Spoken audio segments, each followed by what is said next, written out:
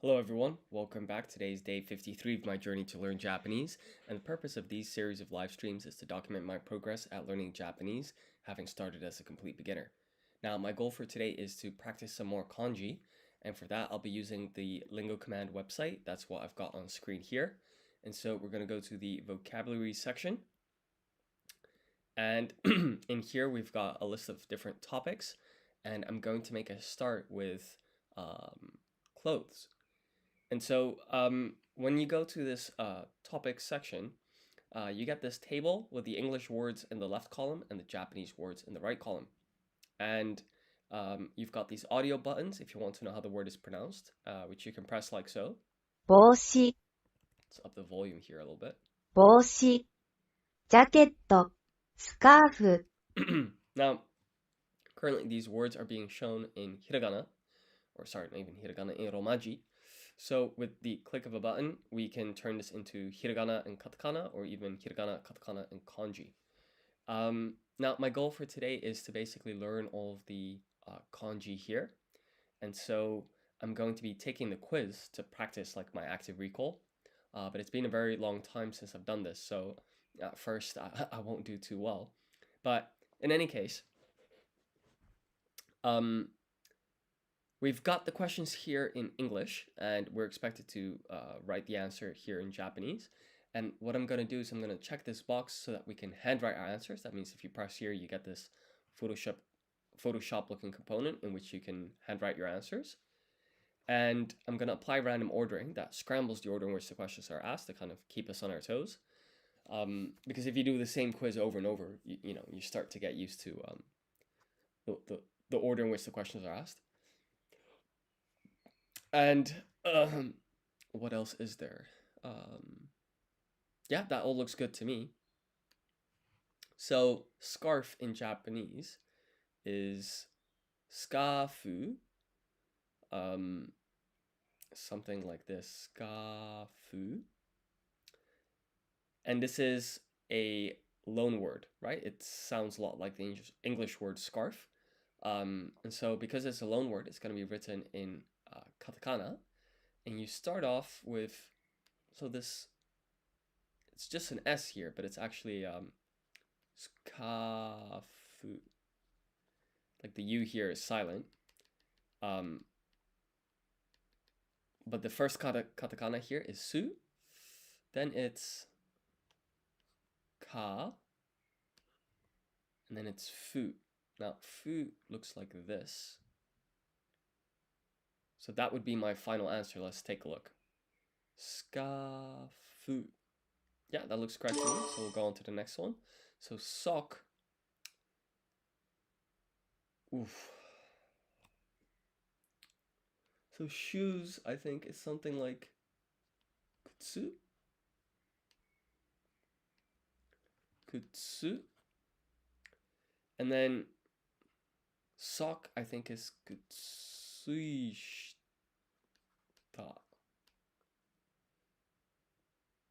Kutsuishita. So let's write that again. Kutsuishita.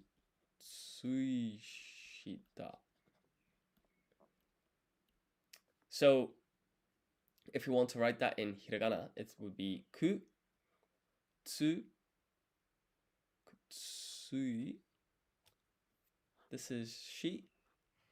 Let's zoom out, give ourselves a bit more space, and then this is ta, kutsuishita.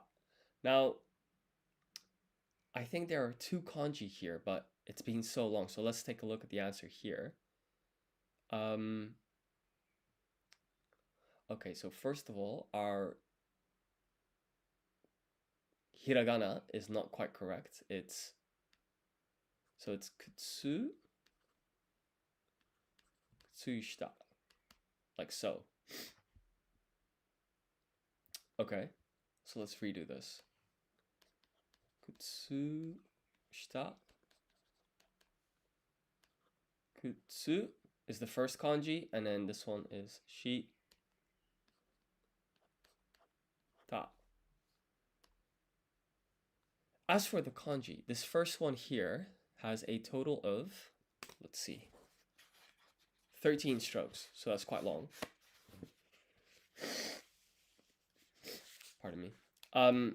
So let's try and break this down. So it's 1, 2, 3, 4, 5, 6, 7, 8, 9, 10, 11, 12, 13. So I know this radical, I've seen that a couple of times. I've seen this one. I guess this is the mouth radical here. There's a lot going on. So let's try that again. So it's 1, 2, 3, 4, 5, 6, 7, 8, 9, 10, 11, 12, 13. And then the second kanji with a reading of shita is 1, 2, 3. So it's kind of like a T with a dash on the side. So let's try that from memory. So it's kutsu shita, kutsu shita. And the kanji here is 1, 2, 3, 4, 5, 6, 7, 8, 9, 10, 11, 12, 13. And then here, the kanji with the reading of shita is 1, 2, 3. There we go. So we have to take a look at the answer. So we're going to consider this incorrect. Now, trousers is zubon in Japanese. And this is a loan word, apparently. So we're going to use katakana, like always. So this is su. If you apply dakuten, it becomes zu. And then for bo, we're going to write ho, like so, ho. And then we're going to apply dakuten again to get bo. So this is zubo, zubon. So let's submit that. Yeah, that looks correct to me. So we'll give that a pass. And then we're on to tie. So tie is neck, necktie. And that's going to be written in katakana, because this is once again a loan word, probably coming from the English word necktie. And this is ne in katakana. This is ku. And then ta in katakana is 1, 2, 3. And then I is this one. So it's a total of 4 katakana. Tai in Japanese is necktie, nekutai. So let's submit our answer. That looks correct to me, so we'll give that a pass. And then we're on to the next one. So shoe in Japanese is kutsu, kutsu. And if you want to write that in hiragana, it would be kutsu. Now, I actually remember the kanji for this because socks is kutsu shita. And so the first kanji is basically the kanji for shoe. And then the next kanji, when you add them together, you get sock. So all we have to do is basically remember the first kanji of sock in order to write shoe. So that's going to be 1, 2, 3, 4, 5, 6, 7, 8, 9, 10, 11, 12, 13. So let's just check the stroke order here. And that's another match. Our furigana, which is the hiragana, which is the reading of the kanji, is also a match. So we'll give this a pass. And then we're on to skirt. So skirt in Japanese is skato. And this comes from the English word skirt, presumably. Skato, it sounds similar. In any case, it's a loan word. So we're going to use katakana. So this is su. This is ka in katakana. And then we're going to use this dash here. So the way this dash works is basically, if you look at the katakana before, it has like a vowel sign, right? Like so ka, it has the a. And so this extends the vowel sound. And then we just need to write to at the end. So this is skato. Skato. So that's another match. So we'll give that a pass. And then we're on to jacket. So jacket in Japanese is jaketo. And as you might guess, this is another loan word. So we're going to use katakana. Now, this one, there's kind of a lot going on, right? So this is she in katakana, and if you apply dakuten, she becomes ji. And then this is ya, but it's, notice, I am writing it kind of half-sized. Let me make that a little bit more clear. See how it's kind of small? And so when you have a half-sized ya, yu, or yo, then that plus the katakana before forms something called a katakana yun combination. So this is not ji, ya, it's ja, a blended syllable. Then we need the katakana for ke. Jacket to. Yeah, okay, so here we're going to use sokon, which is a half-sized tsu. So you don't actually pronounce the tsu. Sokon is silent. You don't pronounce this character, but the point is that this to that comes at the end, you put extra emphasis on the T. So this is like a beat of silence, and then you place extra emphasis on the consonant, which is T, in to. So this is jacket to. Did you hear the pause? Jacket to. So let's submit our answer and take a look.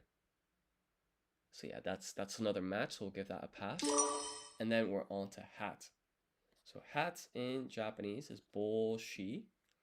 So we need to start with writing ho, which is 1, 2, 3, 4, 4 strokes.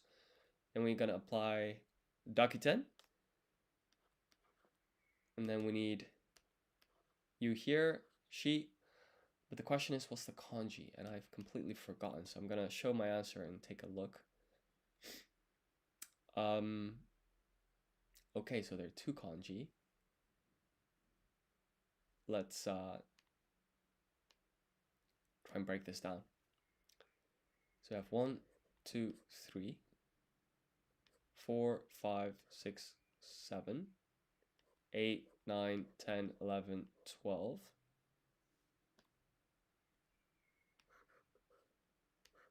And then this is 3 strokes. Okay. So it's 1, 2, 3. So let's try and repeat that from memory. So this is boshi. Ho with dakuten becomes bo. Add a u here, and then this is she. And so the kanji here with the reading of bo is 1. Let's write this clearly. 1, 2, 3, 4, 5, 6, 7, 8, 9, 10, 11, 12. And then here it's 1, 2, 3. So let's submit our answer.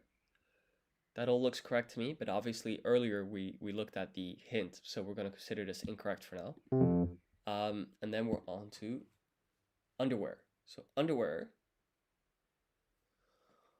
what is that again? Is it shitagi? Shitagi? I think it might be, you know, so I think it's shi, ta, and then we have ki here, but we're going to apply dakuten because then k goes to g, right? So this is shitagi. I'm going to take a risk here. So, you know, in kutsuishita, which is socks, we had a kanji with a reading of shita, like so. I actually think that's what's going on here. I think this is the first kanji, and then you've got something over here. I think it was something like this. And there was like something else here. So let's just take a look at the answer. And yeah, my instinct was right. So the first kanji is indeed this one. And then this final kanji, let's take a look and practice that. So it's 1, 2, 3, 4, 5, 6, 7, 8, 9, 10, 11, 12. Okay, so let's try this from memory. So underwear is shitagi, shi, ta, And then we have ki here. We're going to apply dakuten to make it gi. And then it's 1, 2, 3. And then here it's 1, 2, 3, 4, 5, 6, 7, 8, 9, 10, 11, 12. There we go. So that's a match. Obviously, we looked at the hint in order to answer this, so we'll consider this incorrect for now. And then this final one here, it's se ta, which is a loan word. It kind of sounds like sweater in English. So this is going to be in katakana. So all we have to do is write se. Now what is se in katakana? I think it's 1, 2, 3. No. 1, 2, 3. 1, 2, 3. And then obviously we use this dash here to extend the vowel sound. Then we need the katakana for ta. And then we extend that again. Now the main question here is if this is the correct katakana. So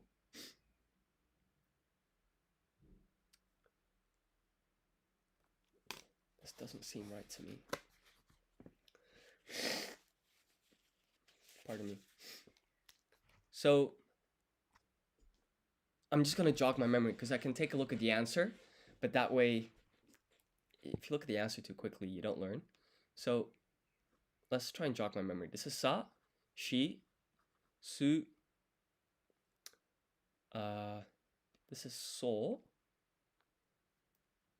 And then in hiragana, this is se. So what I wrote here, I think, is actually sa in katakana. Yeah, this is sa. This is shi. This is su. No, what is se in katakana?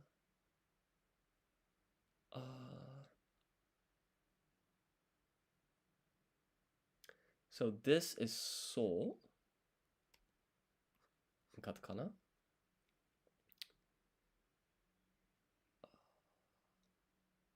I keep forgetting se. Okay, so it's whatever this is. At this point, let's take a look at the answer. That's frustrating. Yeah, so this is definitely incorrect. This is se.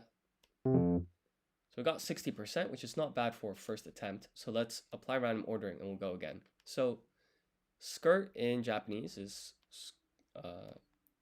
skato. So it's su. The U here almost seems to be silent from what I can tell. It's skato, right? Underwear is shitagi. Shi, ta. This is ki with dakuten, it becomes gi. And here we just need to, for the first time, like, I'm thinking of an isolated kanji, which is quite nice. So this has a reading of shita, at least in this case. And then here, this had a total of like 12 strokes. And it was 1, 2, 3, 4, 5, 6, 7, 8, 9, 10, 11, 12. There we go. So we see here that the stroke order matches. Our furigana is also matching, so we'll get this a pass, and then we're on to boshi. Hat in Japanese is boshi.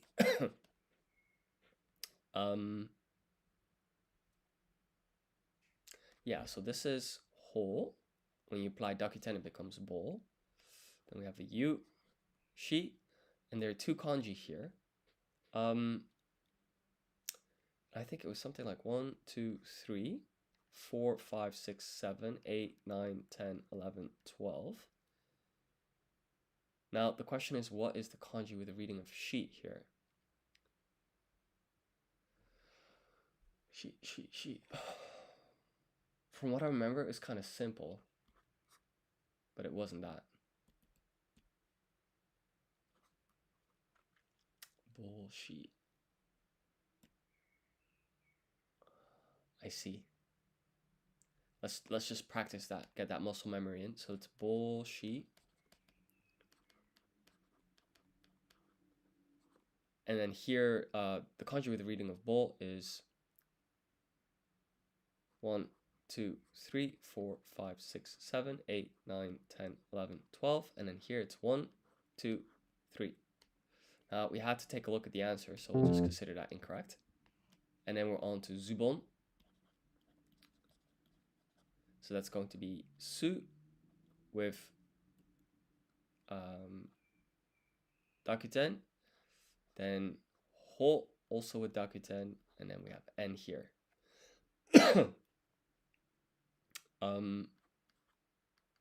Yeah, okay. So that's another match, fantastic. And then we're on to shu. Shu is kutsu. Kutsu. Kutsu.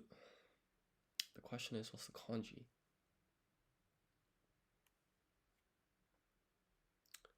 Kutsu. I think it was 12 strokes as well. Because kutsuishita is sock, and that had this thing at the end, and there was one kanji here. That was it. So it's 1, 2, 3, 4, 5, 6, 7, 8, 9, 10, 11, 12. Now we had to take a look at the answer here, so we'll consider that incorrect. Kutsushita is pretty straightforward now, because it's just kutsu, shi, ta. Now for kutsu, let's clean up this writing here a little bit. Kutsu, shi, ta. So here it's going to be that same kanji as the kanji for shu.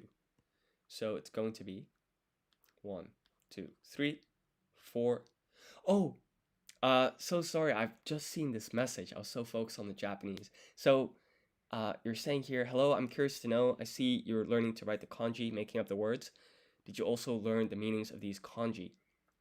No, I'm kind of picking them up as I'm learning like the vocabulary, because I did a bit of research on how people learn Japanese, and I've heard that some people, spend a lot of time like learning all the different readings for kanji, but then when you just want to say like an actual word, it can be like difficult to know like how to put them all together.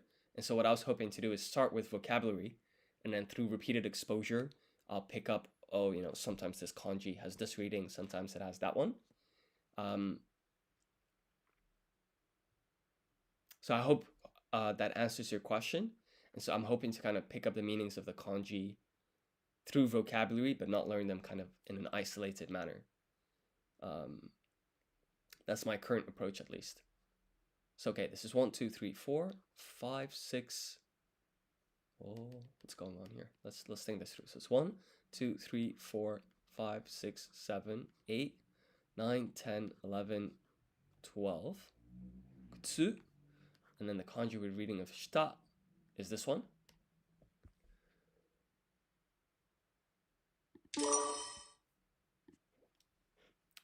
So yeah, I hope that answered your question. Jacket to. Yes, that's a valid approach. I think I opted for learning only the common readings for my part, which I think worked nicely. It's a decent compromise. Opted for learning only the common readings for my part. Yeah, okay, that makes sense, because actually I think it is useful when, because then you can guess what a word means when you know what the individual kanji mean. Have you been like learning Japanese for a while? If so, like, how have you experienced kanji so far? So yeah, here we have ji, half-sized ya, forming a katakana yun combination, ke, and then we need sokon. Just gonna act as like a pause so that we can place extra emphasis in the to here. So yeah, this is jaketo. This yoke could be a bit smaller, but there we go. This here is skafu. So we can write su, ka. Extend the vowel sound here, and then we have fu. Skafu. And then here we have seita, which is also a loan word. Let me just wrap this up and then I'll respond to your message.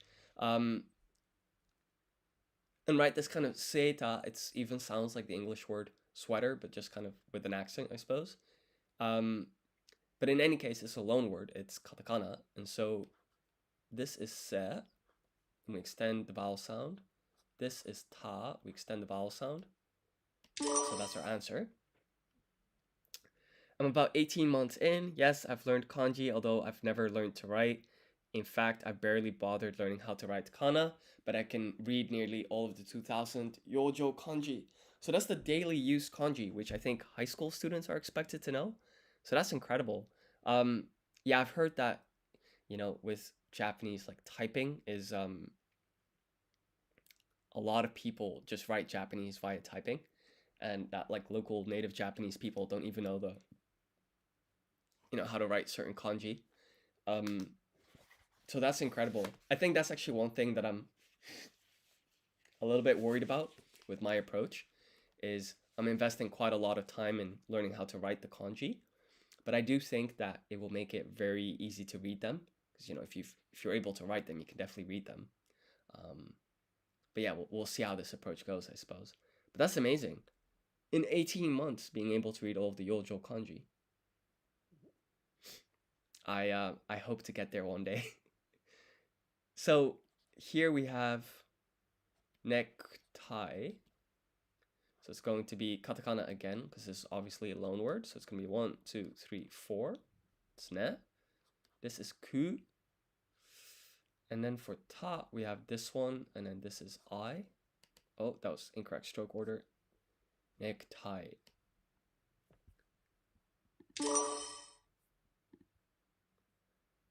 Okay, so I'm pretty happy with this. Maybe I'll do another round at a later point. But I think I want to kind of switch gears and try something else. As for what you were describing with like the meaning of individual kanji, so like if we look at colors, I think what you're talking about is like something like this, like gray is hairo, right? And okay, so right, this is the furigana. But I think, okay, so 4, 5, 6. This is the kanji, or this radical here is the fire radical. And then I always thought of this as kind of like a roof.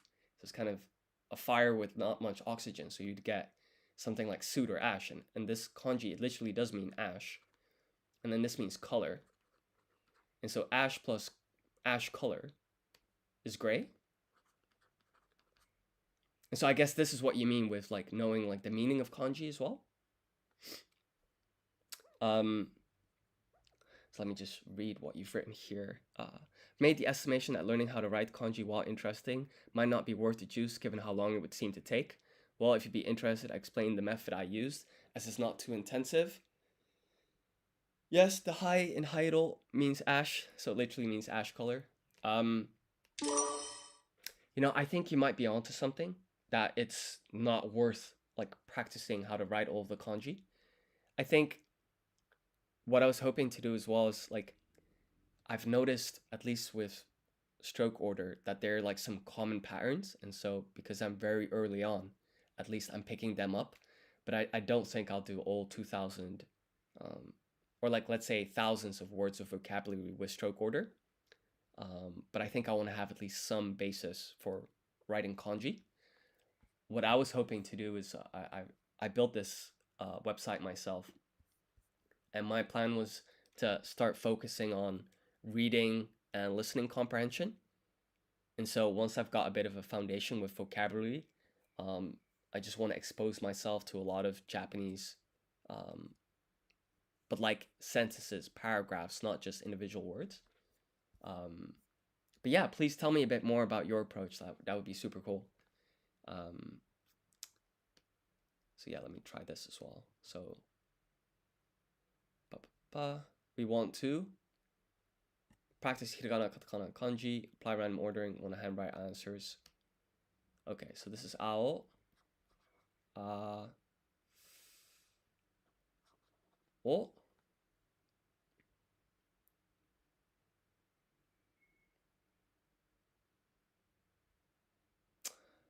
The learning order of the kanji matters a lot. I see. Yeah, because I think for N5 you've got 100 words of basic kanji or something. And so you're saying like look at the frequency list, I suppose.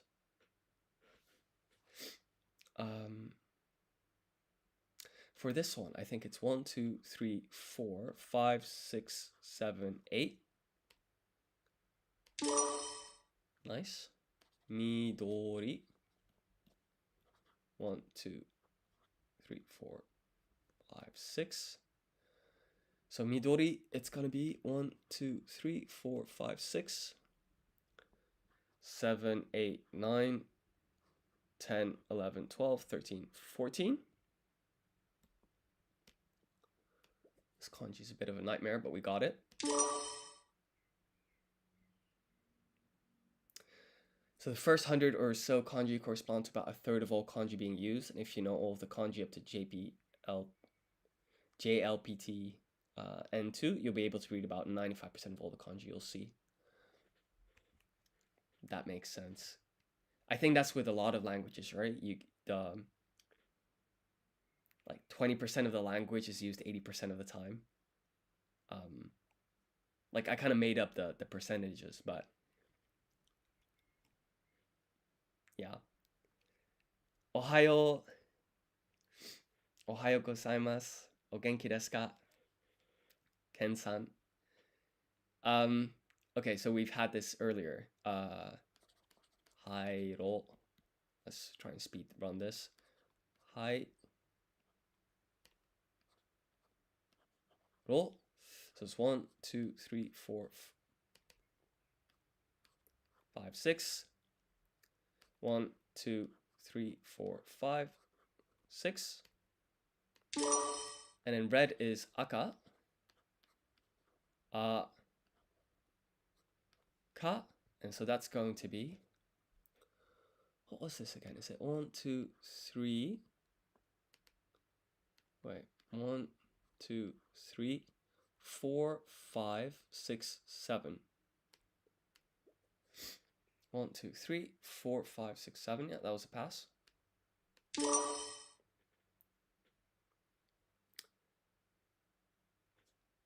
Oh, what does this say? I think that means genki desu ka? But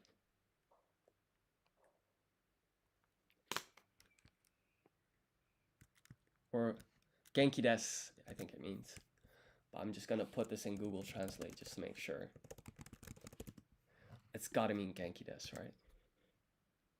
Watashi wa genki desu. Oh yeah, because this is the wa particle. And then this is genki desu. Okay. Let's move on to the next one. This is super simple. Oranji.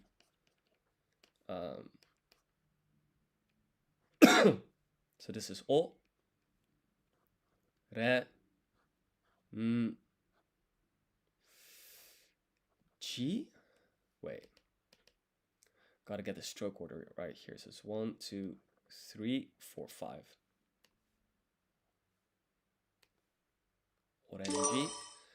Now, this one here is a bit trickier. Kiro. And its stroke order is 1, 2, 3, 4, 5, 6, 7, 8, 9, 10, 11. 1, 2, 3, 4, 5, 6. Now I've noticed that I forgot the furigana, so let's write that here in small. So it's ki, ro. Just want to check this. So it's 1, 2, 3, 4, 5, 6, 7, 8, 9, 10, 11. I think that was correct, so we'll give that a pass. Personally, I went for the common approach of learning the 150 or so radicals, then learning all the kanji, making up the mnemonics from their radical decomposition. It's very effective. Then from an Anki deck, I would learn their meaning and their most common readings, although a lot of people would argue against learning readings. I see. This is an approach that I've heard quite a lot, because I read about like these radicals.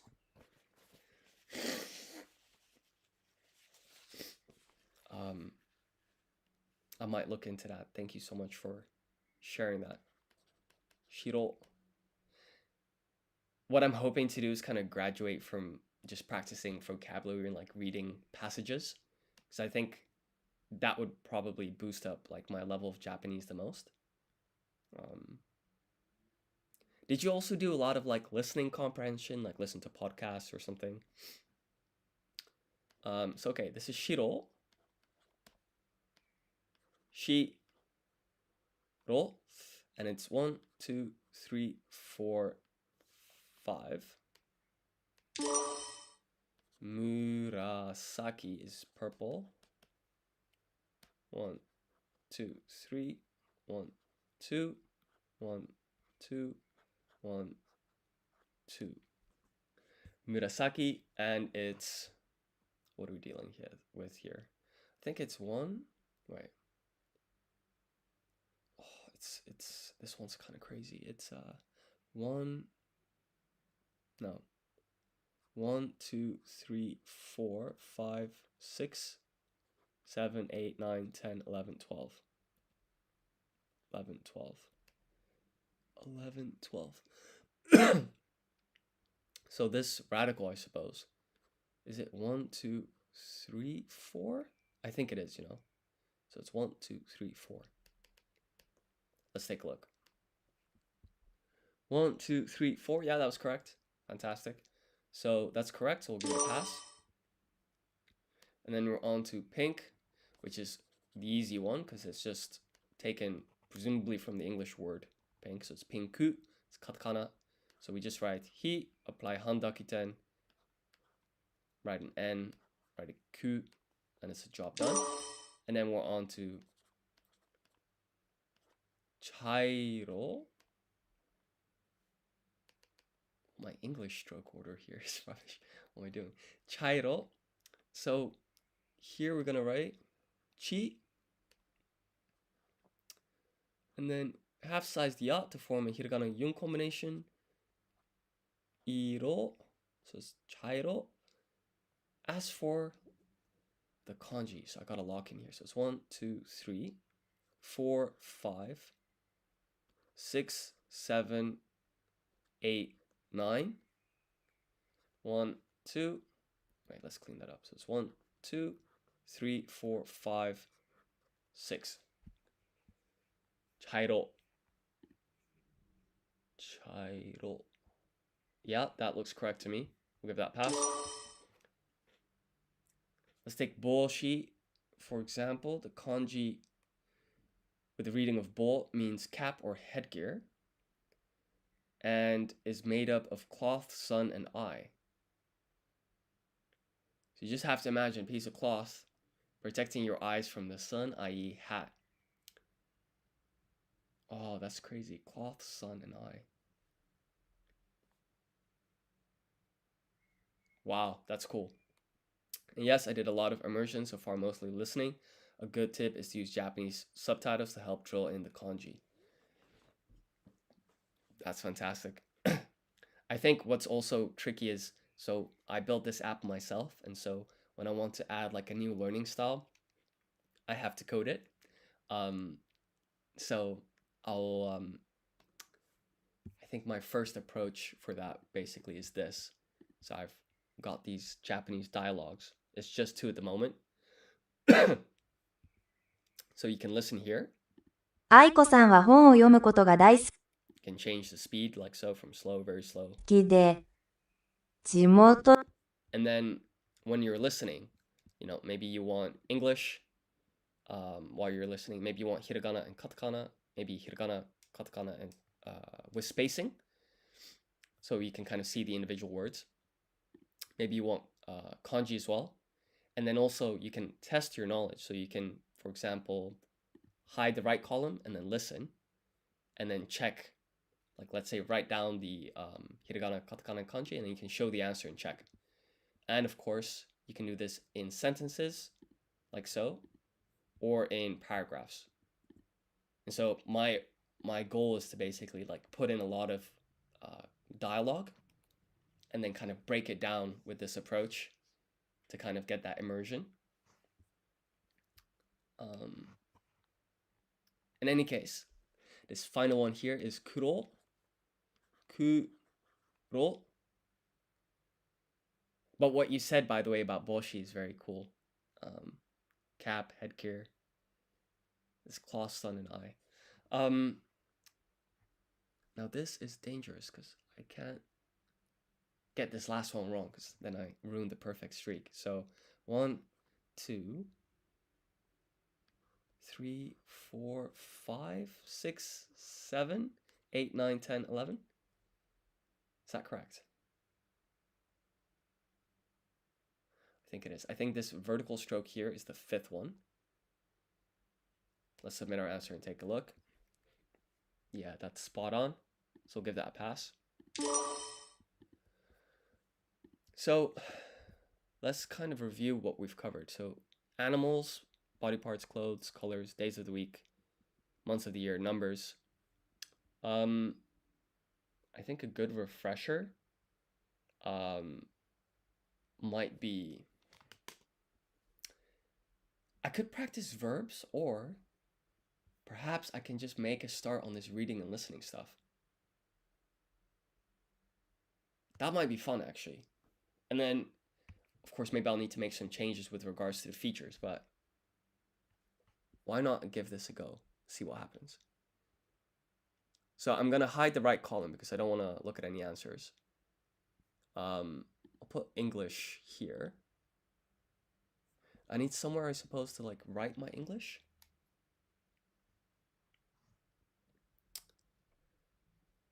Okay, so we want audio. And let's listen. 愛子さんは本を読むことが大好きで、地元の図書館で心の安らぎと楽しさを見つけています。Let's try and slow it down. 愛子さん。I need something where I can like write. What if? Sorry, bear with me. This is my first time trying this. Like while actually like studying instead of just coding. So maybe what I could do is here I do this listening stuff, and then for now I'll just use this thing to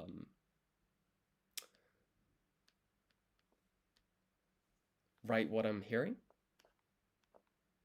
愛子さんは Okay, so let's write down the romaji. Aiko san 本を読むことが大は本を読むこと愛子さんは本を読むことが大好きでが大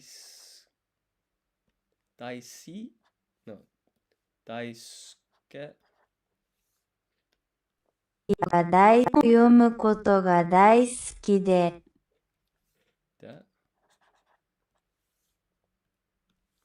地元の図書館で心の安らぎと楽し地元の図書館で地元の図書館で心の安らぎとで地元の図書館で心の安らぎで心 almost there 心と楽しさを見かんで心の安らぎとの安らぎの安らぎで心の安らぎと楽しさを楽し心の安らぎと楽しさを見つけて楽し心の安らぎと楽しさを見つけています。楽し something 見つけています。Let's go back to the start. So 愛子さんは本を読むことが大好きで、地元の図書館で心の安らぎと楽しさを見つけています。okay, so I think I got the gist of the romaji. Let me just read this. So it's like I have 400 hours of anime, 400 hours of YouTube, 285 hours of Anki, and 140 hours of reading. I think it's pretty fun to have those insights. Oh, that's cool. So you've got a tracker. Oh yeah, the previous paragraph said I also did some code something for myself for language learning. It's a time tracker. That's amazing because I think what you want is a balance across the board, right?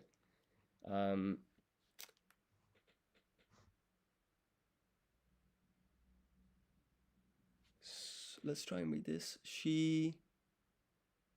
Sashiburi desu ne? Oh, it's been a while. Yes. Ohayo. So I was trying to break down this bit of audio recording. So Aiko-san is the name of a girl.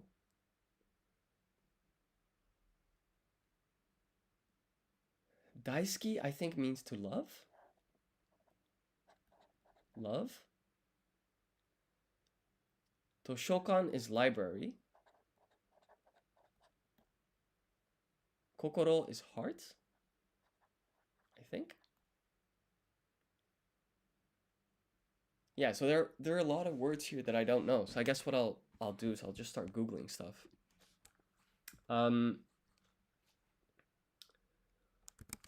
What is wa particle in Japanese?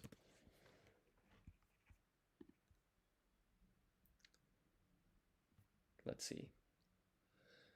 The particle wa is attached after a word or group of words to show that it's the topic of the phrase, sentence, or paragraph. The topic is the theme of the conversation and is always something that the speaker believes to be in the listener's consciousness or believes that the listener can identify. In fact, wa is like a spotlight shining on the topic and leaving other potential topics in the dark. This is because wa creates a nuance of contrast between topics. It picks out and other potential topics which are left in the shadows, whether those other topics are mentioned or not. Okay, so it's attached after a word, and so in this, Aiko-san wa hon o yomu koto ga daisuki de, wa is the topic article for Aiko-san, so Aiko-san is the topic of this sentence. So first two words are fine. Google Translate. Aiko-san wa hon. Is that a book? What is hon in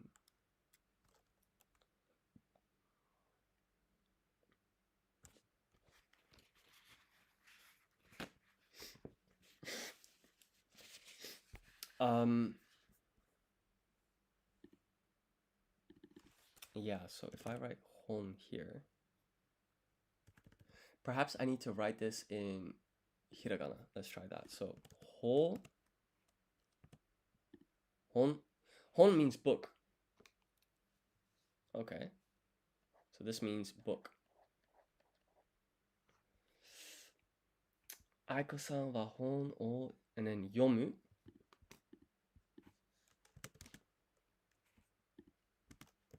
Yomu. Oh yeah, yomu is the verb to read, of course. Okay, so this means read. Aiko-san reads a book. 大好き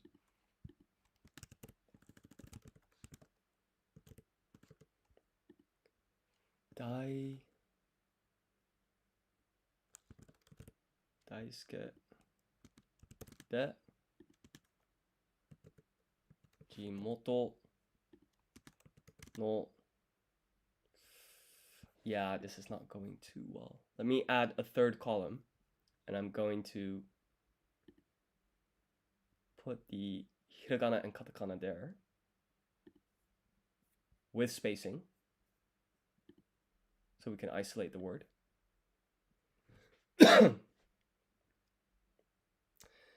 Kokoro does mean heart, but it also means mind or spirit. It's not often explicit, although it is important to keep that in mind. I still often get tripped up by that, I see. 本を読むことが also it's が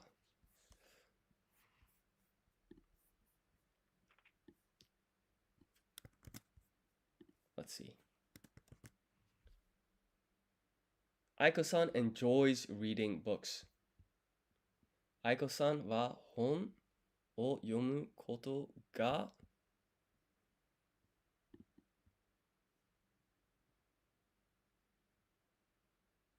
What does koto mean?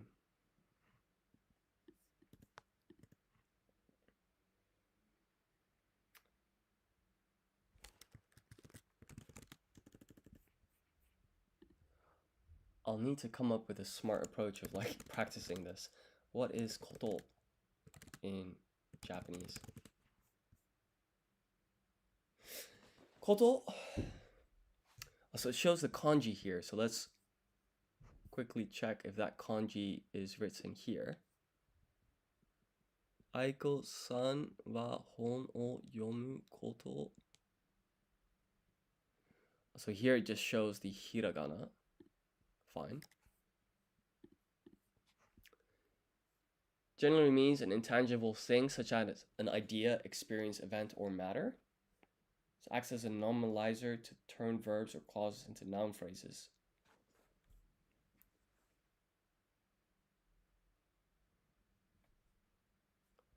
Let's read this Reddit article or forum.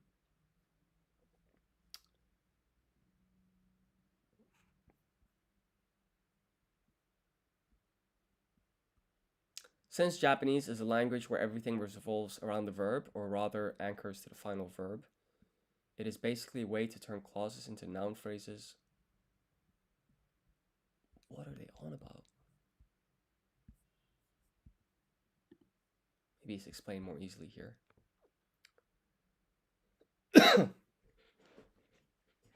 Okay, koto can be employed in a variety of ways, making it highly useful. However, due to its abstract nature, it can be quite challenging for beginners and intermediate learners of Japanese to master. Koto here is a normalizer. I'm just reading your description, Geek 12098. Thank you. It makes the preceding clause a noun. Here it takes reading books and turns it into a noun. So the entire clause becomes Aiko-san likes reading books. I see.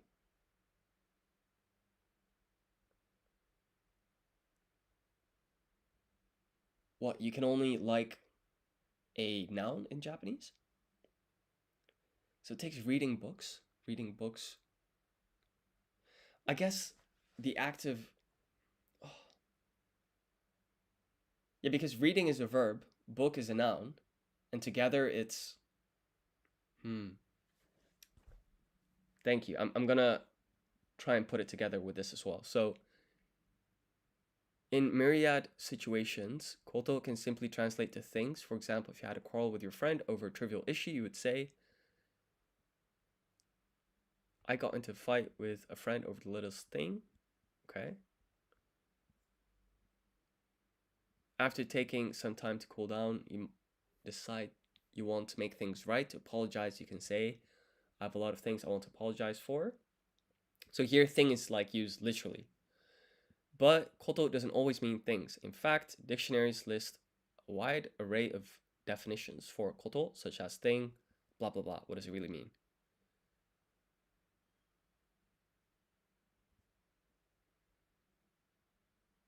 I guess, because this word normalizer is being used, what is a normalizer in Japanese?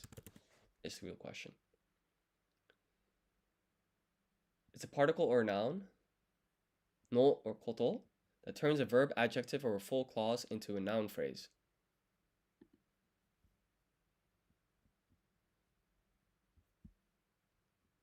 Why would you want that?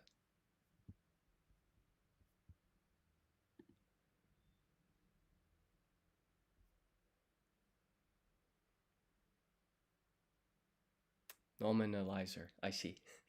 To be fair, perhaps I just need to accept it for now and come back to it later. Because if I try and like understand every single concept, I won't move forward. And so perhaps this will come up over and over.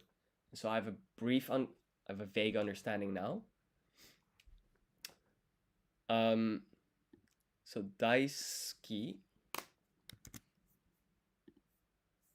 What does that mean? I think it means to love. Yeah. Okay, so Aiko-san wa, this is the topic marker, marking Aiko-san as the topic of the sentence. Hon is a book. O yomu is reading books. Reading books is, I guess, like a verb plus noun combination, but koto is turning it into a noun. Ga daisuki de. So the question is now, what is this ga and what is the de?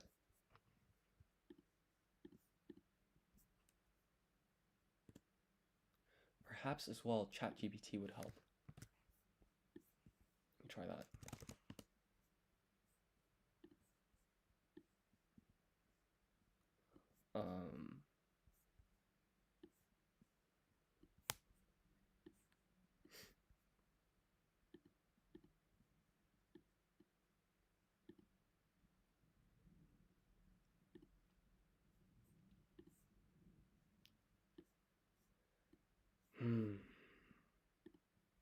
Or DeepSeek. Try that.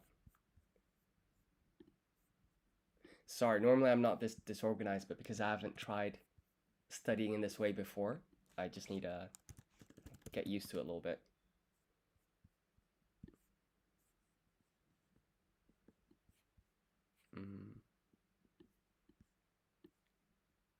Okay, cool. So we've got DeepSeek here.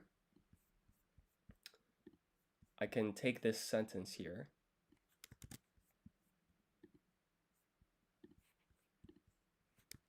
And then ask, what is ga and de doing in this sentence? The particles ga and de have specific grammatical roles. Also, I'm just reading your response here. So you're saying, small note to avoid confusion later, sometimes the use of a kanji over kana implies meaning. So koto is more often written in kana when acting as a normalizer, but is written as the kanji when saying things. So that's super cool that you pointed that out, because that makes a lot of sense, because I heard that kana is used more often for like grammatical stuff as well. So I guess when you use kanji, you're kind of specifying, oh, this is not a grammar thing. We're talking about the tangible like thing. So that's cool. That kind of seems internally consistent. Okay, so here ga marks the subject of the clause inside the larger structure, the act of reading books.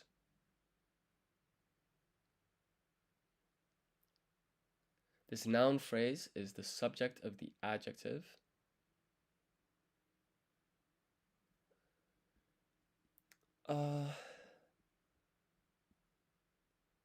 This noun phrase is the subject of the adjective. So this is daisuki.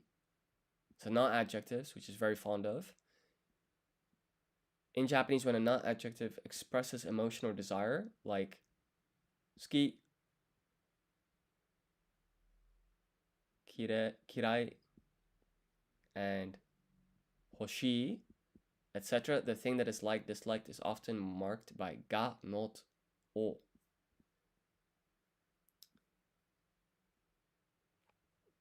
I see.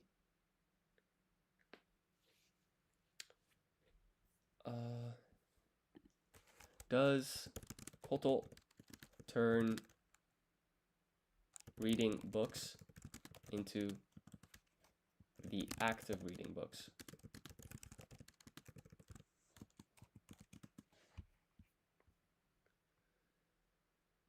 Yes, exactly. Koto normalizes the verb phrase, turning reading books, the action, into the act of reading books, which is concept or thing. This allows the verb phrase to function as a noun, so it can take particles like ga and serve as the subject of daisuki. Why does daisuki need a noun? Why can it not accept a verb?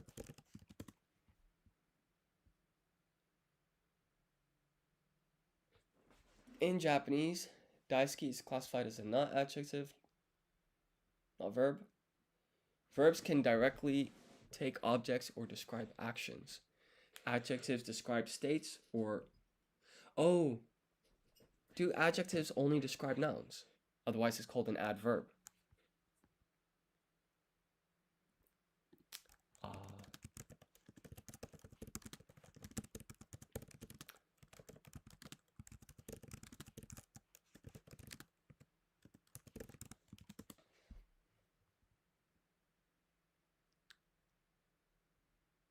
Okay, I guess we're learning a lot of grammar now. AI is pretty useful here. Aiko-san wa hon o yomu koto ga daisuki de. Okay, so the final question is about this de.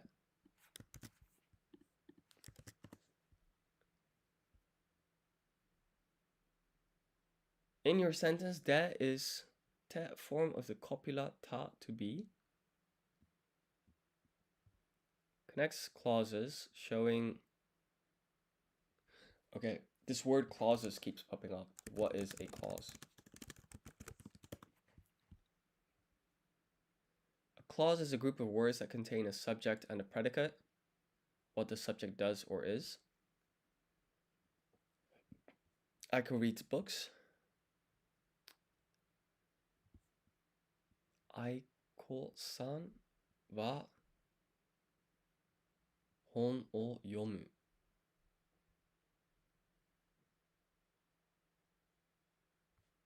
I also use LLMs a lot for grammar analysis. I prime them by telling them to act as a Japanese grammar expert, and then I pass them sentences I don't quite understand. I found it very effective. That's awesome. Yeah, I'm noticing this is super useful for grammar. Okay, so maybe one day I can add like an LLM to my website. That'd be cool.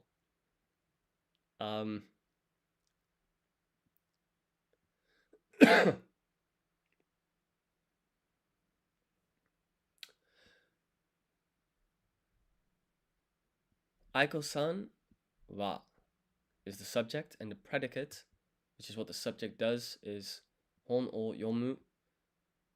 Reading books, reading books. That's Aiko-san's the subject, and she's reading books. Multiple clauses connected. Aiko-san loves reading books, so she goes to the library every day. That's one clause, and that's the next, I suppose. Aiko-san wa hon o yomu koto ga daisuki de.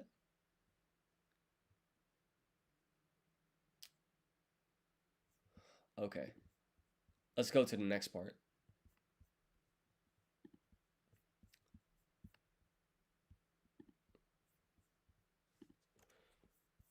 So we have, what is jimoto?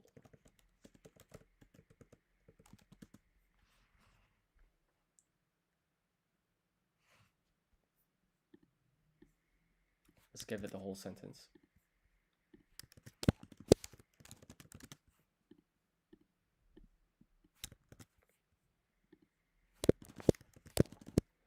Jimoto no toshokan is library de kokoro no yasuragi. I want to know what that word means. To tanoshisa. Oh, that's to like, I think. Mitsukete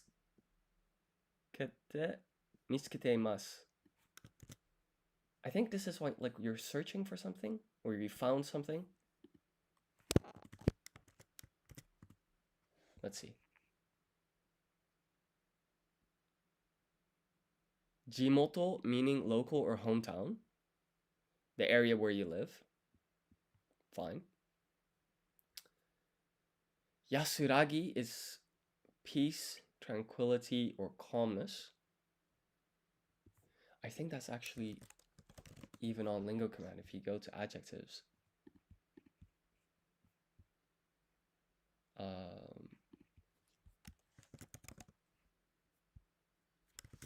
Yeah. Maybe it's under regular adjectives.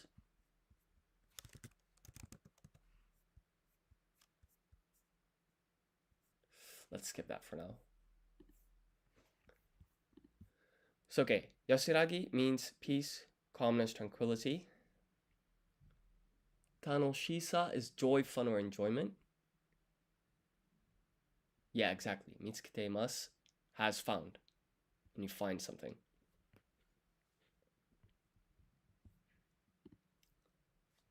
So, let's break it down one more time. So, Aiko-san is the person. That's her name. Wa is the topic marker, marking Aiko-san as the topic of the sentence. This is book. Reading books. Reading books is a verb phrase. When you add koto in hiragana, it turns this verb phrase into the act of reading books. This is some more grammatical stuff, but daisuki basically means you enjoy it. So Aiko-san enjoys the act of reading books. And then jimoto means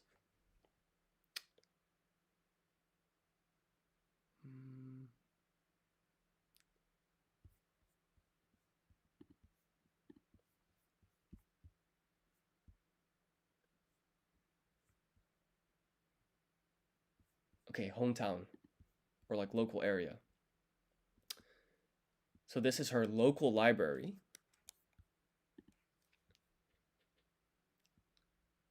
Yasuragi tanoshisa. Tanoshisa is to enjoy. Yasuragi is, so she finds peace and calmness in her heart and enjoyment. She's found. God, this is hard to decipher. Let's take a look at the English. Aiko-san loves reading books and finds comfort and excitement at her local library.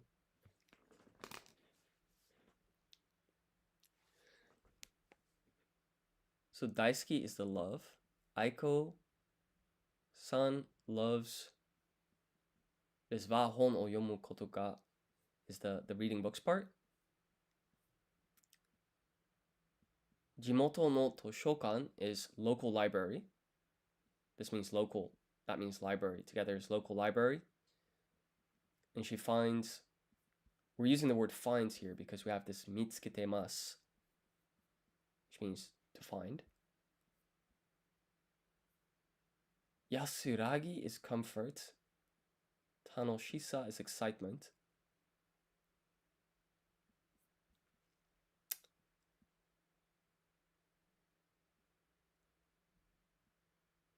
Yasuragi, tanoshisa, to.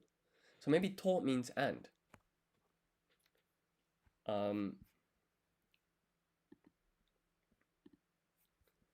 Does to mean and?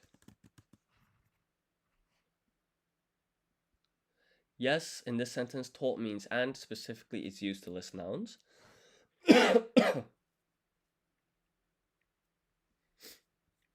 Okay, I see. So perhaps there's a different and for listing like verbs.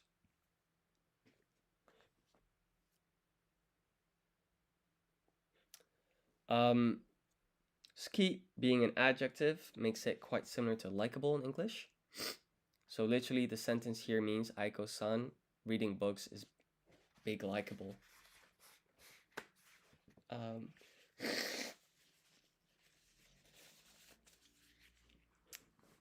I see. Because dai means big.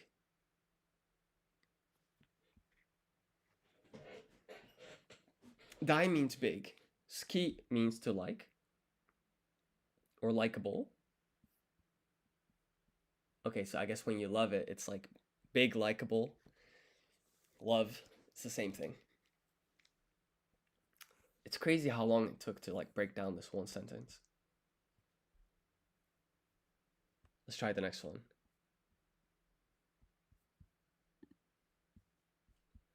So what I'd want here is I would want audio. And I want to hide the middle column. And let's take a listen to the next sentence. 毎週土曜日の朝彼女は次の冒険や興味深い学びを探して何時間も棚を歩き回ります。Okay, so I didn't really follow much of anything there. Let's try that again. 毎週土曜日の朝彼女曜日、月曜日、火曜日、水曜日、木曜日、金曜日、土曜日、日曜日. Those are all days of the week. So I guess 曜日, perhaps it just means day. 毎週 I think means every. So every 土 day. 曜日の朝彼女は Oh, wait. 毎週土曜日の朝 土曜日 is Saturday. So she's saying every Saturday.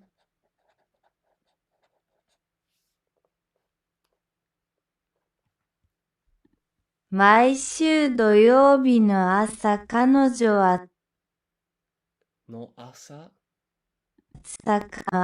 彼女は次彼女 I think means girl. Something something girl. 次の冒険や興味深い興味深い I think it means something something. 興味深い I think means interesting. Let's see. What does 興味深い mean? Yeah, exactly. Very interesting, of great interest. So, okay, I guess fascinating. Interesting, fascinating. That's all the same. 毎週土曜日の朝彼女は次の冒険や興味深い学びを探して探す I think is to look for when you haven't found something yet. So 探した学びを探して something something search for 何時間も棚を歩き回ります。何時間 I think that means every time again, but let's read it like this now. Linking weekdays to planets might help. 土曜日 Saturday. Saturn here is being written with a kanji for Earth and star.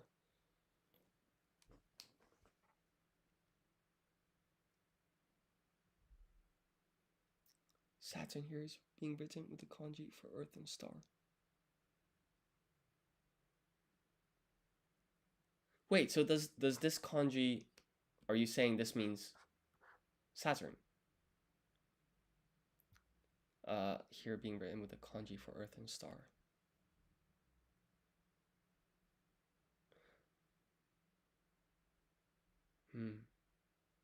It's quite tricky. The thing is, I do think I know like the days of the week, right? Because each time you've got, if we're talking about days of the week, for Yobi, it's just each time you get this thing. So it's 1, 2, 3, 1, 2, 3. This, that. It's what you just wrote. Yo, and then this is B. And then here, I think this is Getsu. It's Monday. You have the fire one for Tuesday. For Wednesday, it's 1, 2, 3, 4. This is Suyobi. I'm gonna go this way. This is the one for Thursday. Moku. For Kinyobi, Friday, it's something like this. Saturday, which is Doyobi, is, well, we just had that, so it's 1, 2, 3, and then Nichiyobi is that one.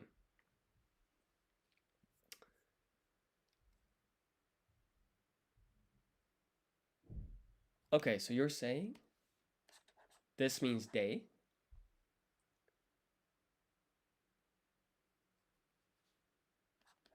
That means weekday.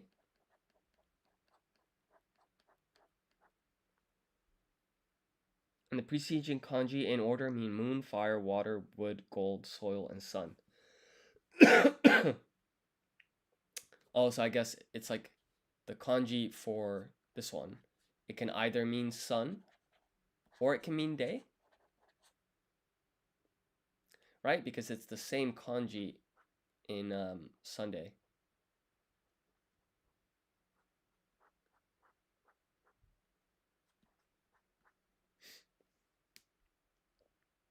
So in order, it's moon, fire, water, wood, gold, soil, and sun. That's crazy.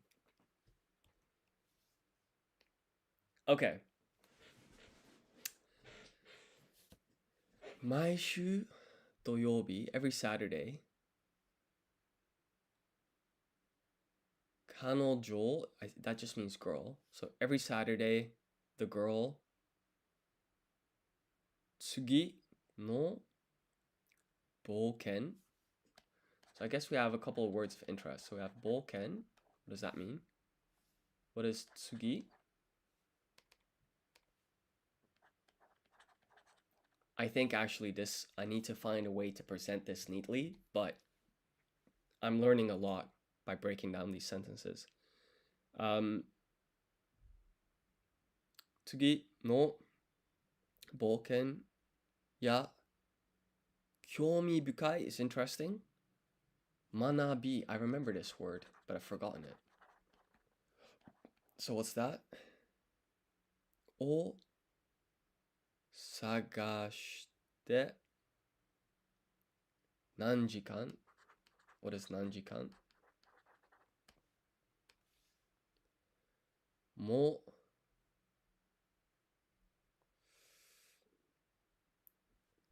棚を歩き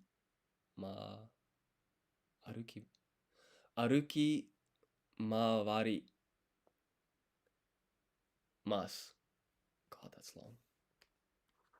歩き回り. Let's just see the English. So, okay, every Saturday morning. 毎週土曜日の朝. I think 朝 means morning. So we're learning some stuff here. So, 朝 is morning. Let's just confirm that with AI.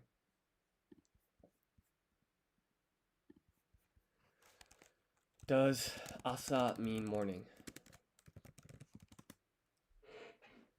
Okay, nice. It is.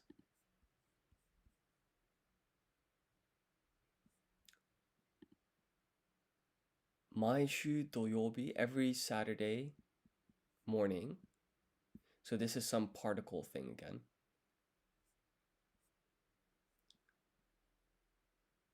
Kanojo? Also, maybe that just means she in this case. Like, obviously it's the girl, but let's put that in Google Translate. She. Okay. Wa.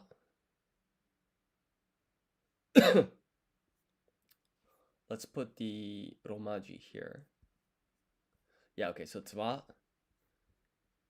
Tsugi. No. Boken. Maybe boken means hour. Sorry, I'm just reading what you've written here. So you're saying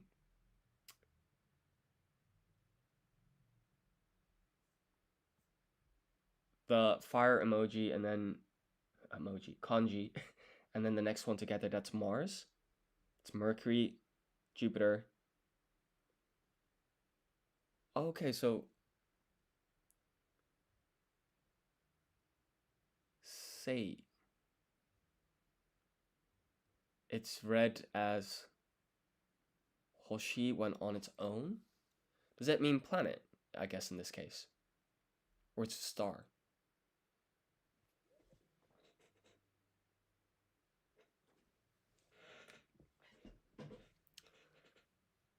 Wait, so Jupiter is the wood star?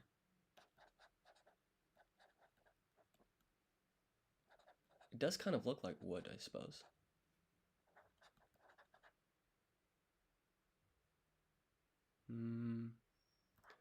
Moku?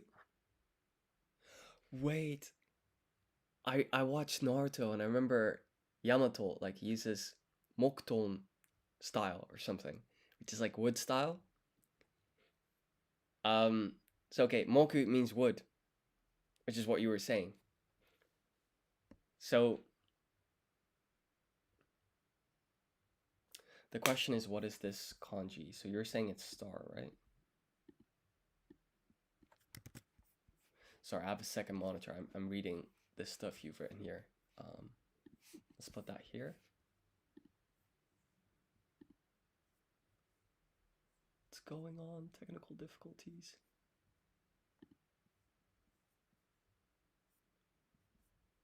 How do I exit out of this?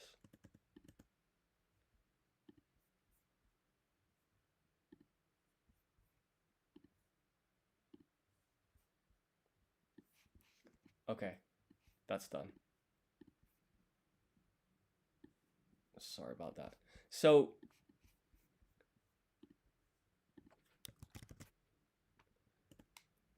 Hoshi means star. Yomitan enough, it's gonna make your life 10 times easier. I see.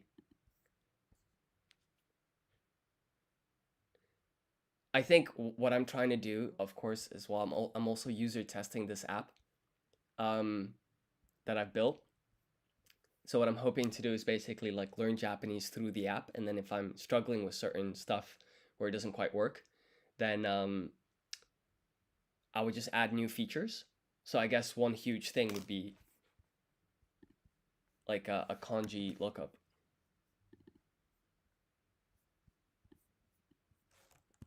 Add a kanji lookup to reading and listening. I'm just making a note of that.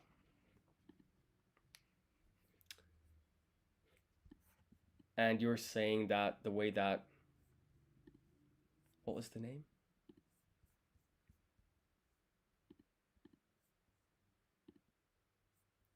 Yomitan implements it is nice.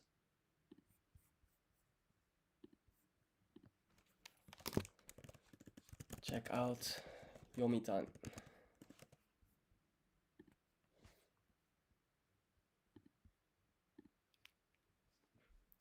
Okay, so going back to this, let's move this back down to the second monitor.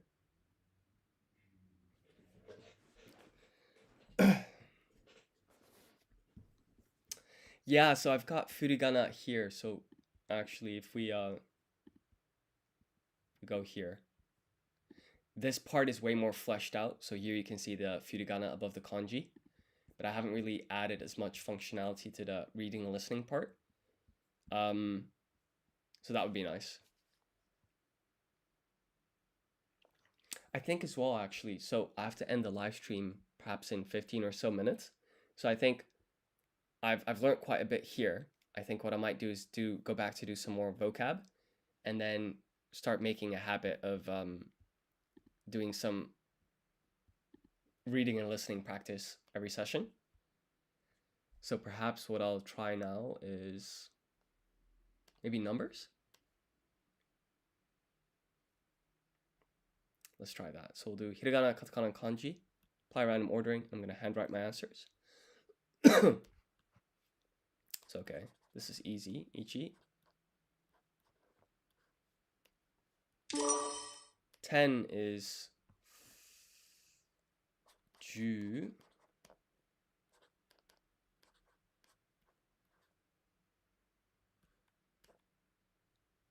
That's the second stroke. Yeah. 10 million in Japanese is, well, 1,000 lots of 10K, right? So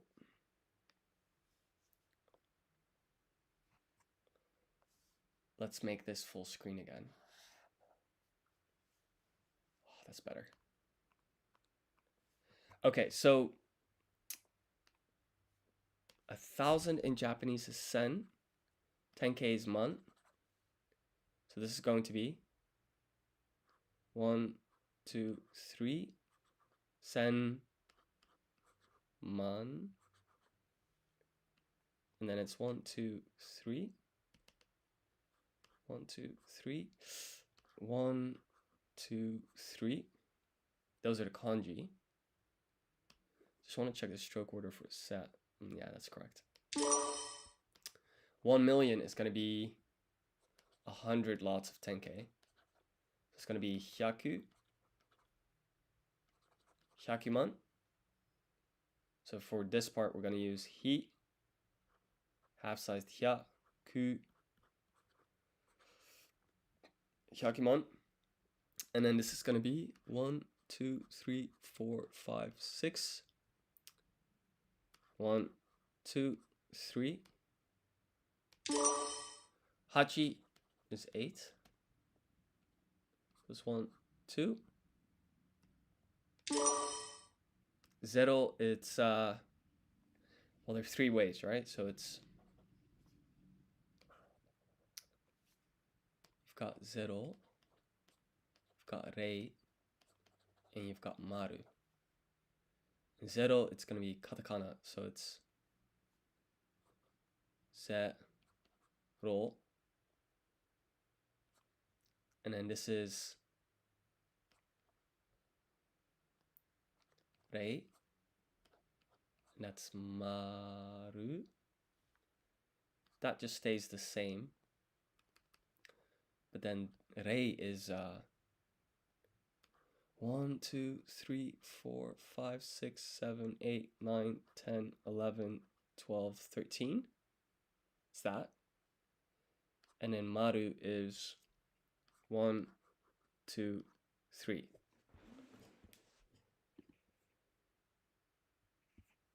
Let's just check the stroke order here. Yeah, that looks good to me. So we'll give that a pass. This is nana or shichi. So it's going to be na or shi chi. And the kanji for it is 1, 2.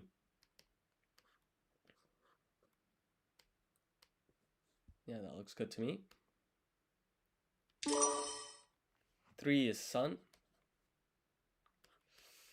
Sun. 1, 2, 3. This is hyaku. We had this earlier.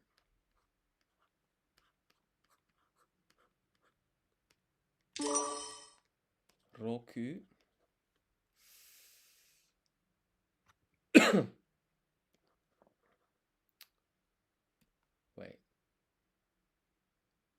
Yeah, so it's 1, 2, 3, roku, and it's 1, 2, 3, 4.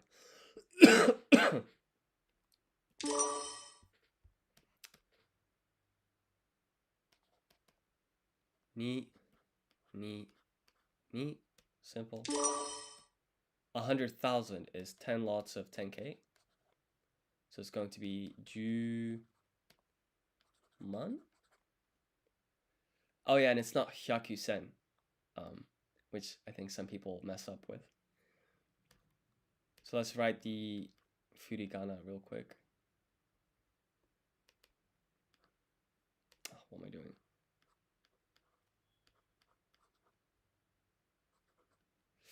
Juman. Juman.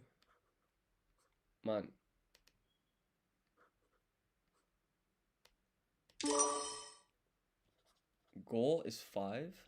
So that's going to be ko with dakuten. And that's going to be 1, 2, 3, 4. 9 is Q or Ku. Ohayo, o genki desu ka? How are you?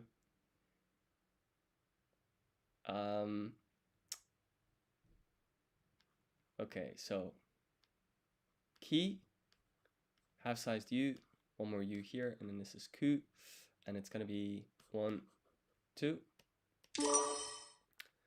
100 million is oku.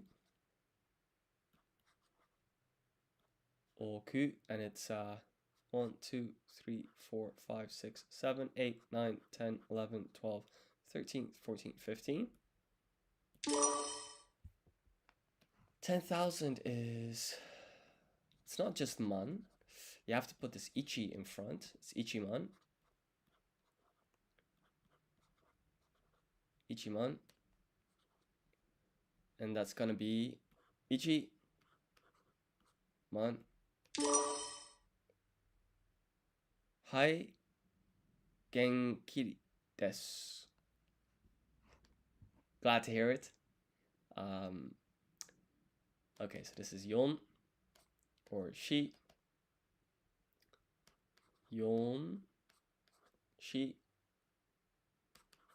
yon. And then we have 1 billion, so that's gonna be 10 lots of 100 million, right? So it's gonna be ju oku. Ju oku. So it's gonna be ju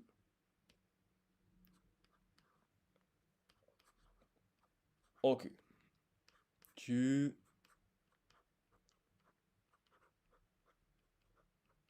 oku. And then 1,000 is just sen.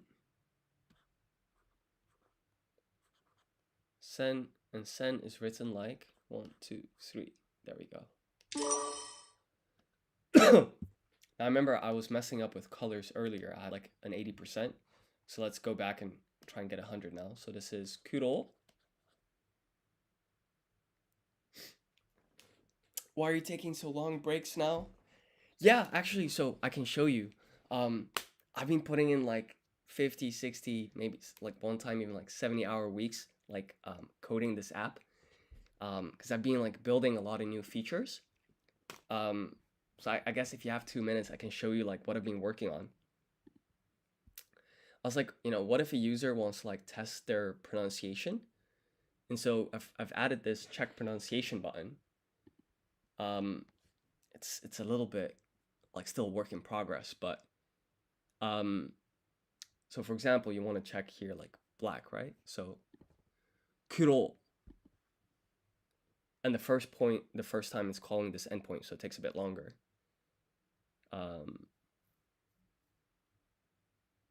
So it's a bit slow.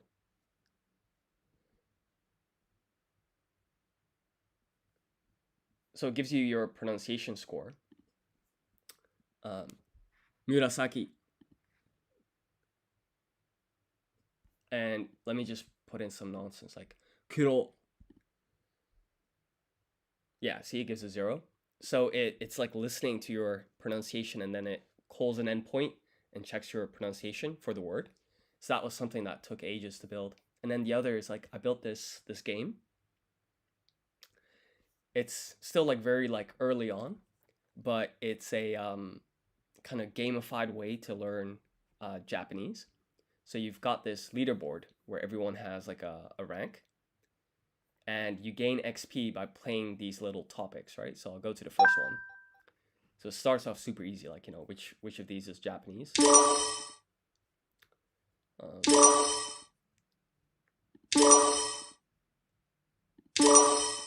And basically, let's say that you're stuck and you don't know that there are 46 hiragana in the, you know, basic hiragana. You can get a hint for 1 point, and then you get sent to the relevant part of the website that kind of explains that, and it kind of keeps your question here at the top. And so with your 1 point that you spent, you can basically keep playing. And so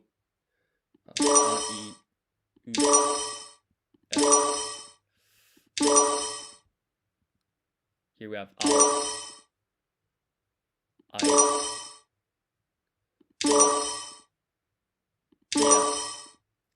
and then basically you get this score, right? So we drop 1 point from the hint that we took, and the sum of your high scores across these topics is the score on the leaderboard.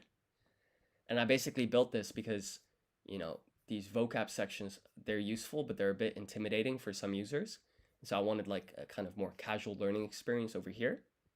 And so that's basically why I haven't been live streaming for a while, was because I was trying to build all of this stuff out. But hopefully I can be more consistent now, because this stuff is now built. And so I can get back to live streaming somewhat like more consistently. So hopefully that answers your question. Wa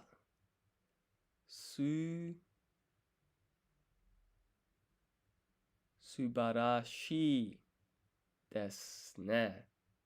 Arigatou gozaimasu. So yeah, apologies about not live streaming consistently lately, but at least these features are done now, so I think that's quite nice. So I'm gonna handwrite my answers. Kiro is yellow. Kiro. So here we've got 1, 2, 3, 4, 5, 6, 7, 8, 9, 10, 11. 1, 2, 3, 4, 5, 6. Yeah, that looks good to me. 11 strokes here. Kuro. So that's gonna be 1, 2, 3, 4, 5, 6, 7, 8, 9, 10, 11. Aka. By the way, Geek 12098, I had a question. So the 18 months that you were studying, when you built that app that like shows how many hours you spent where, did you study like, I'm just trying to add up the amount of hours. Did you do like 1,400 hours of Japanese in a year and a half? Because that's a very impressive like commitment. What was your motivation? Okay, so Aka is 1, 2, 3. Wait, gotta be careful here. It's 1, 4. This is the hook. 5, 6, 7. Yeah, that's 4, 5, 6, 7. Yeah. Orange. Simple enough. Orange.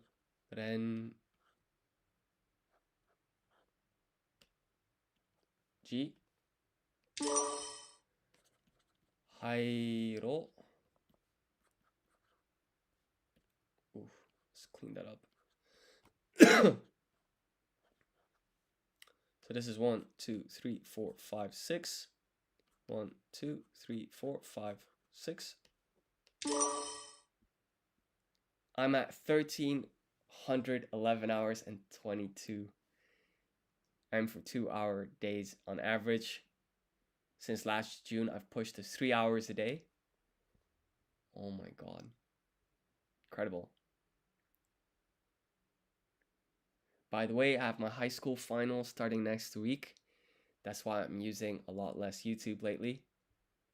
Oh wow, good luck. Is it like all of your exams are starting next week? Are there any subjects like you're a bit nervous for, or are there some subjects that you're feeling pretty confident about? I hope your exams go well. Wishing you the best of luck. Okay, so here it's Pinku. Pinku. 1, 2, 3. Oh, that looks gross. 1, 2, 3. Pinku.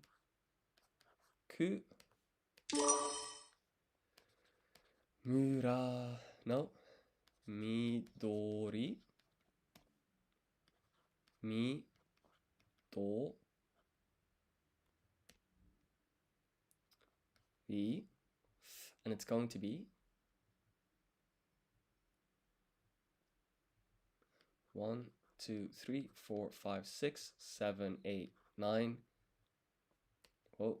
10, 11, 12, 13, 14. Shiro. Shiro. And it's 1, 2, 3, 4, 5. Hachairo.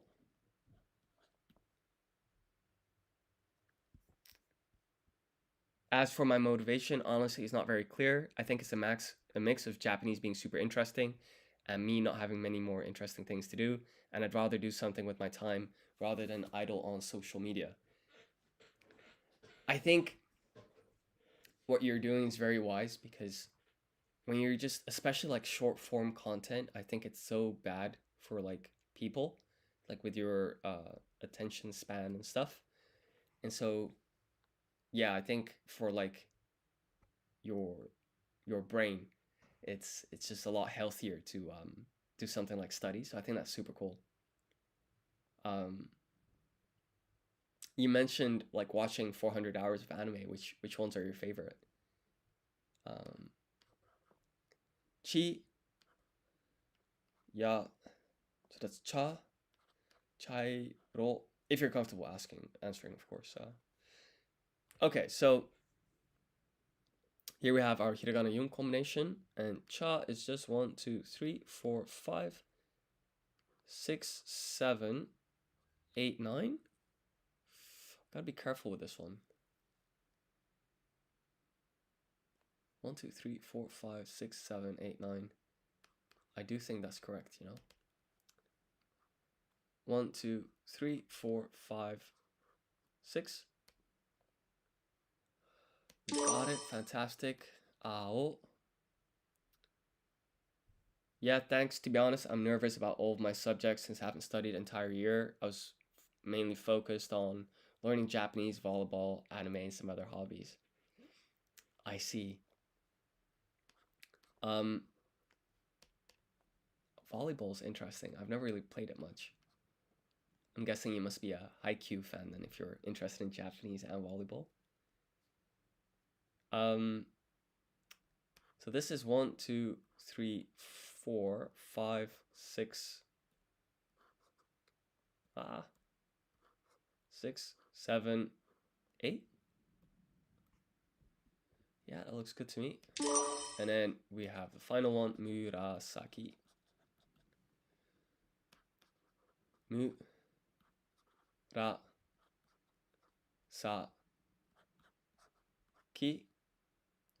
And that's going to be 1, 2, 3, 4, 5, 6.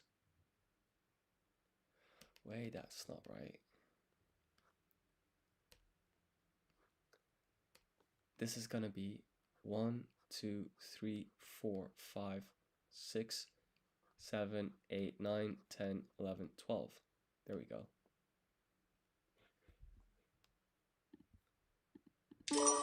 Nice. Haikyuu for sure. I discovered it randomly while looking for immersion material. Things sick. I didn't even care the slightest about volleyball and the thing hooked me in a single episode. That's awesome.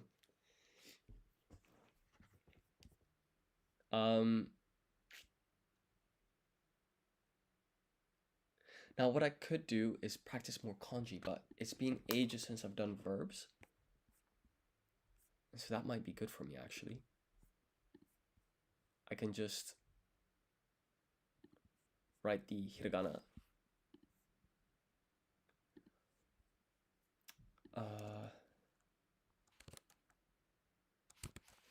This is yomu.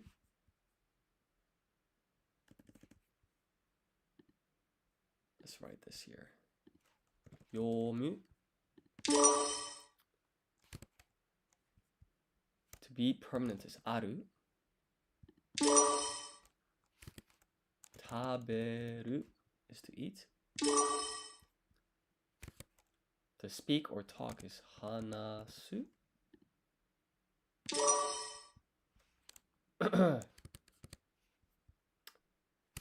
Dekiru is to be able to.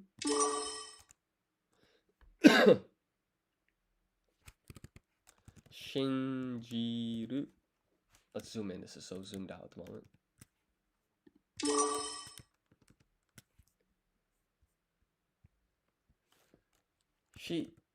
Shiteiru is to know information.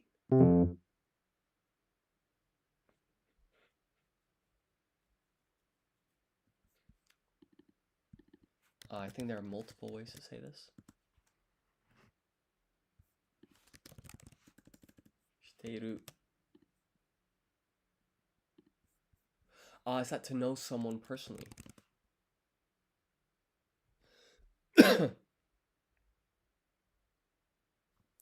Let's leave it alone for now.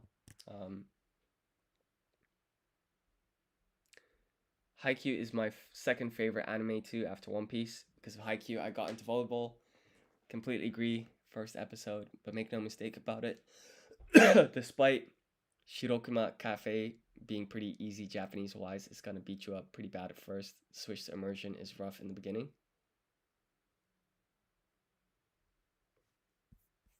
What is Shirokuma Cafe?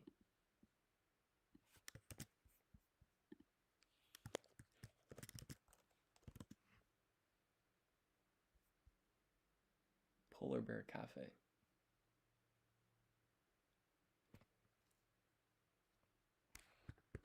I see. Yeah, I guess immersion is very tough in the beginning.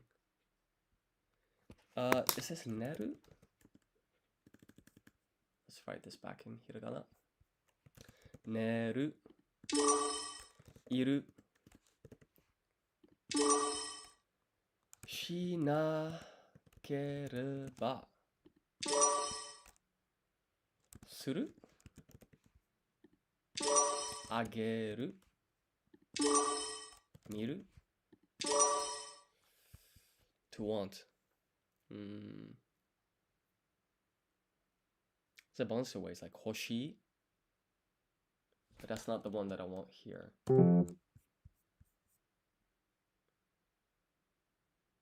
I even said hoshi, but I was a fool. I didn't write it. What am I doing?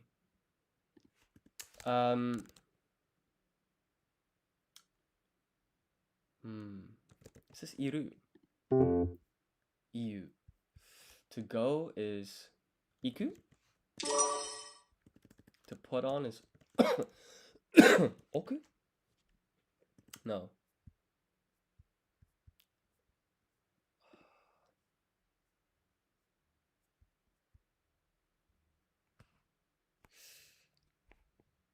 Janet, see you next time. To understand is rikai suru. To make is to make. To have.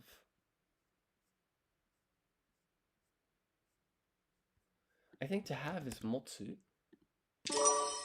And then to make is ganbatte. Yeah, you too. Good luck with your exams. Best of luck. To make is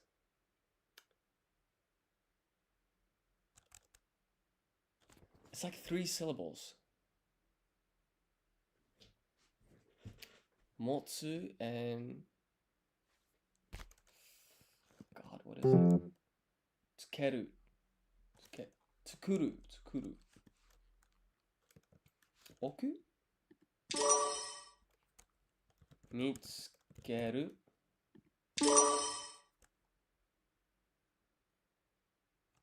To arrive is kuru. To come is also kuru. To put on is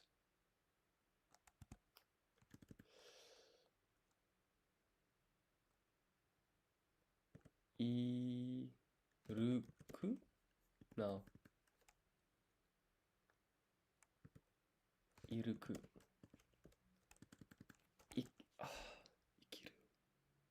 Ikiru.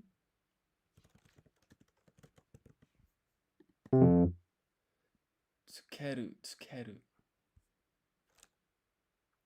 To call someone. Yobu. Okay, so I got 80%. It's not half bad. Tsukuru. Tsukeru. Iu. Shiru. Hoshi. Let's try that one more round, and then we'll wrap it up here. So, shinjiru. To place is oku. To go is iku. To come is kuru. Hanasu. Suru. Ageru. Kuru. Dekiru. Okay, so this was iu. Shinakereba. To read is yomu. Taberu. Iru. Motsu. Aru. Miru. Tsukeru. Hoshii. Shiru. No, wait. This is yobu. No, wait. What am I doing? I wrote yubu. Okay, we're gonna ignore that. That's stupid. Naru. This is shiru. Mitsukeru. Tsukuru. Rikai suru. Okay, one annoying typo. Whatever. To put on can be different things depending on what you're putting on. A hat, glasses, t-shirt, socks. I see. But I think also, could you use oku like, tsukeru? Because that was to put on, right? Let's control F that. To put on. If I put a book, a home, on a table, then,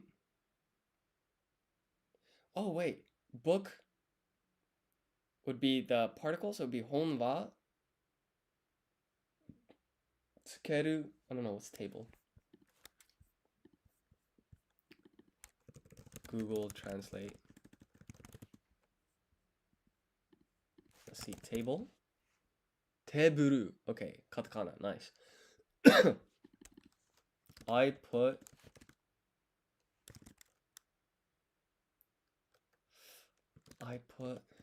the book on the table.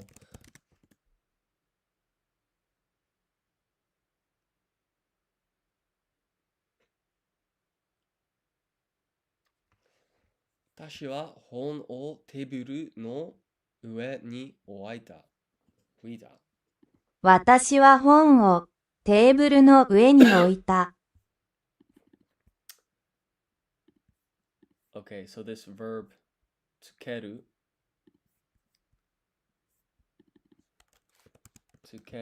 verb explained.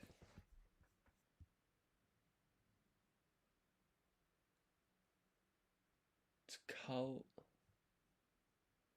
Oh, it means to wear, so to put on clothes.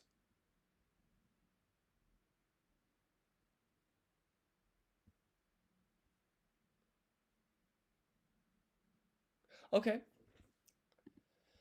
Well, I think this is the perfect place to stop. So thank you so much for joining the live stream. Tsukeru is tricky as it means a lot of things, but it's got a vibe of to attach to. Tsukeru. I see. Because I think there's another verb for like to wear.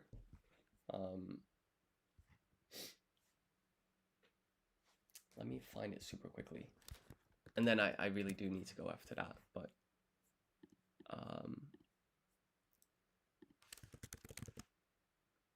yeah, kiru is to wear clothes.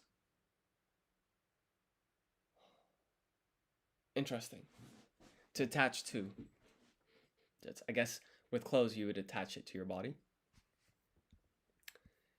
But yeah, this is where I'll end the live stream. So thank you so much for watching. If you're watching this later on YouTube, please like, comment, subscribe, all of that good stuff if you want to support the channel.